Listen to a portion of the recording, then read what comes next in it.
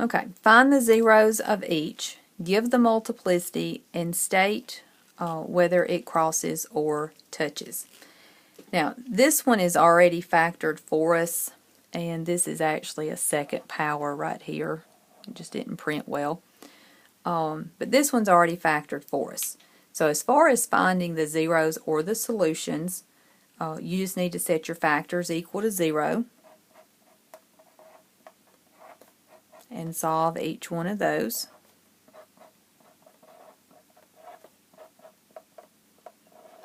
Now, the 3 is also considered a factor. You just don't get a solution from it because there's not a variable there to solve for. Alright, then it says to give the multiplicity of each. So remember, multiplicity came from the exponent. That's how many times it occurs. So going back here to the -5. The -5 is the 0. The x plus 5 is the factor. The exponent, in this case, is an understood 1. So multiplicity would be 1. And then it wants you to state whether it touches or crosses. Since this is odd, 1 is an odd number. Going back to the note that you wrote just a few minutes ago, that means that your graph crosses. Okay, so going through the same process here, I've got a 0 of -2. So its multiplicity. Okay, so -2 is your 0. X plus 2 is the factor. This tells you that you have 2 of these things. So that means it occurs twice, therefore your multiplicity is 2. This time, that would be an even number. So if it's even, then it touches.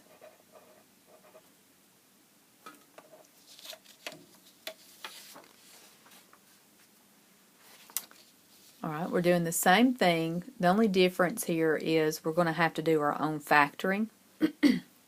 The factoring that you can use is grouping, where you group your first 2 together and group your last 2 together. So the common factor that the first 2 have is x squared, which will leave me with x plus 5.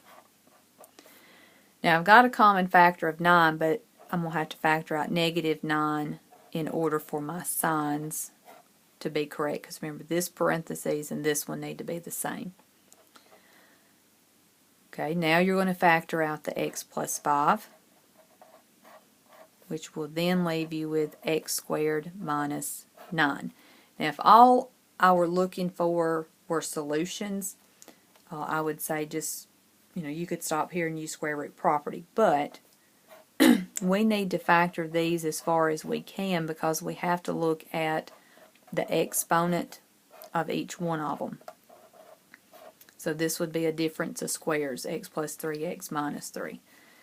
Okay, so if you solve this one, you get x equal -5. Here we get x equal -3.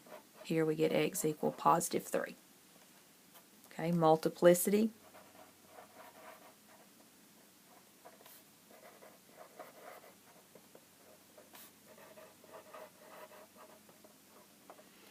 Okay, the -5 came from the factor of x plus 5.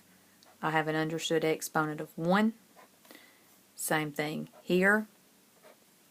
Same thing here. So each one of those just have a multiplicity of 1. So of course, each case here, those ones are all odd.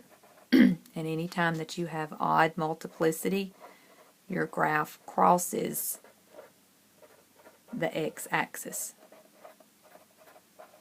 So all of those ended up being the same, but you had to do your own factoring. That was kind of the main thing I wanted to show you here. But also, I know you're used to stopping a lot of time here and using square root property, but we're not looking for just answers. If all I wanted was the -5, -3, and +3, then yes, you could have stopped, but for this concept, you need to carry it out and factor it as far as you can. All right, one more little note here. Talks about turning points. And as it states, turning points, this is where your graph changes from increasing to decreasing or vice versa. And I mean, that's real simple. It's really just top of hills and bottom of valleys. So if I had this as my polynomial graph, this is a turning point. See, that's where I change from decreasing to increasing. But then I'd also have a turning point here at the top because I'm changing from increasing to decreasing. So it's just the top of the hills and the bottom of the valleys is where your turning points occur. It says a polynomial of degree n has at most n minus 1 turning points. Now remember, n is your largest exponent. So if your largest exponent, say, is a 7, you did 7 minus 1, you get 6. So that would be at most